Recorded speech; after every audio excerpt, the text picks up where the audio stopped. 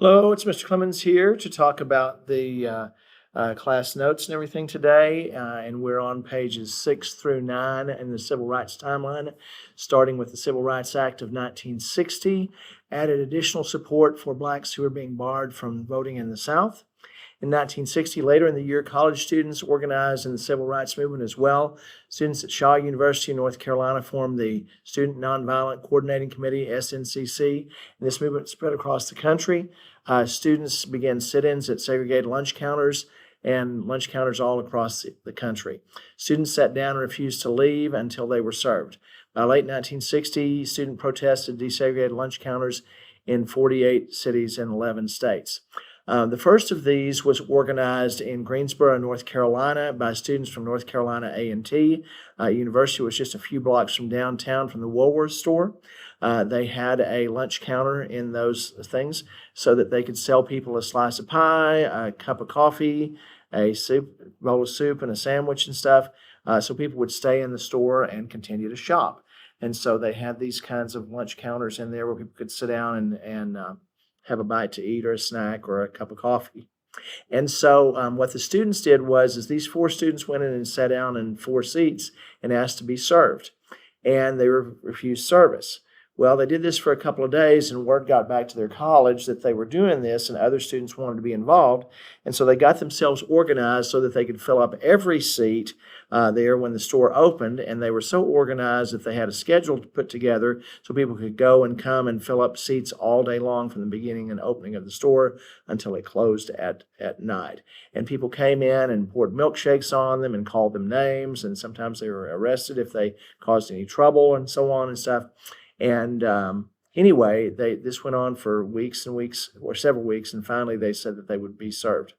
And other students in other places in the South began to try the same thing. And so by the end of the year, they have 48 city lunch counters done in 11 states.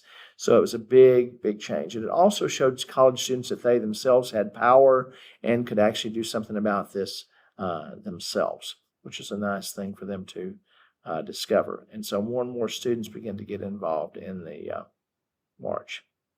Now, between 1957 and 1963, there had been 18 terrorist bombings by the KKK and other white supremacist groups.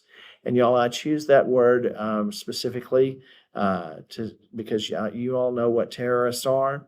When you take a big old gallon or a big old 5-gallon jug of a glass jug and you fill it up with gasoline and you light it on fire with a wet gasoline soaked rag and everything, and you throw it through the window of a church to burn it to the ground and try to keep black people from meeting, that's a terrorist bombing.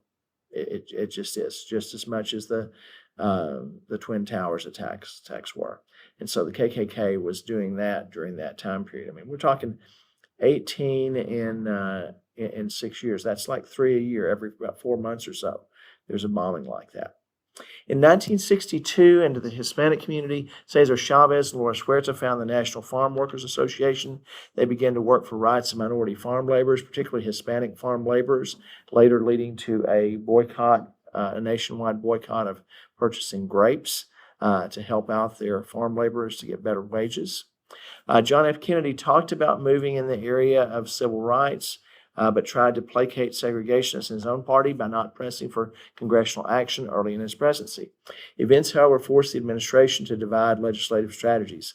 The sit-in movement began and energized the civil rights struggle.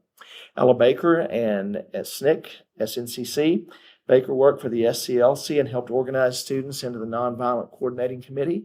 This group led sit-ins throughout the Upper South in North Carolina, Virginia, Maryland, and Tennessee, with more than 50,000 participants.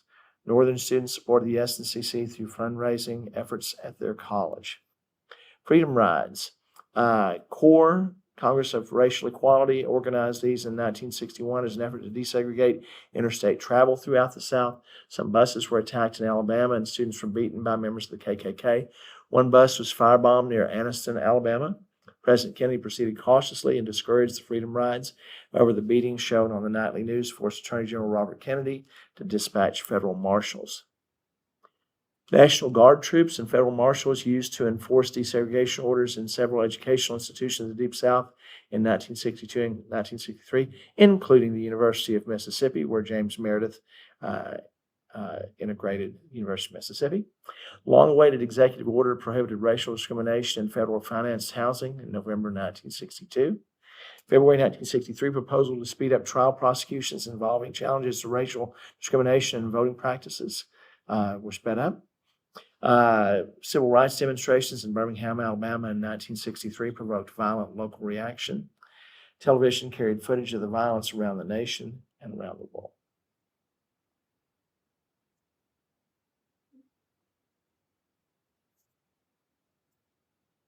Okay.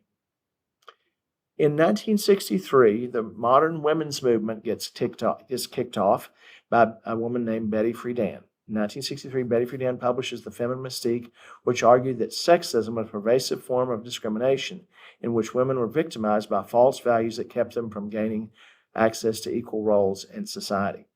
Now, what Betty Friedan is arguing here, besides this, is she's saying that there's only limited ways that women can be involved in business and in the working world. They can be nurses, but not doctors. They can be teachers, but not principals. They can be librarians, but not head of the library board. They can be paralegals and lawyers' assistants, but not the lawyer. They can be, they can be social workers, but not the head of the social work community in their town where they live. And so there are just very, very limited opportunities for women during that time period because they still thought of women as being homemakers and that what women did was what was called women's work at the time. And so she rails against that in her book. And it had a huge impact. The women's movement gets organized, and in less than 10 years, there's going to be an equal rights amendment that gets passed by both houses of Congress. In April 1963, Dr. King returned to Birmingham, Alabama to lead a march to desegregate the city. Dr. King and other protesters were arrested and put in jail. Over the next 3 weeks, hundreds of others marched, including children, where Police Commissioner Bull Connor turned water hoses and police dogs on the kids, and most of the marches were put on national television. This turned many Americans against Southern whites who wanted to keep the South segregated. During his time in jail, Dr. King wrote what's come to be called Letter from a Birmingham Jail, one of the most beautiful pieces of what's today called liberation theology. In the letter, he challenges the white moderates to step forward and speak out against racism. He basically is saying to white moderates, I don't know what you believe. I'd rather talk to the KKK, the head of the KKK for Alabama, than talk to you because I know what the head of the KKK wants and doesn't want. I can fight against that. I don't know what you want. It's time for you to make a choice, make a decision, and decide. Are you on our side? If you are, come help us fight and march. If you're not, then get out of the way because we don't need you. And that's all for today.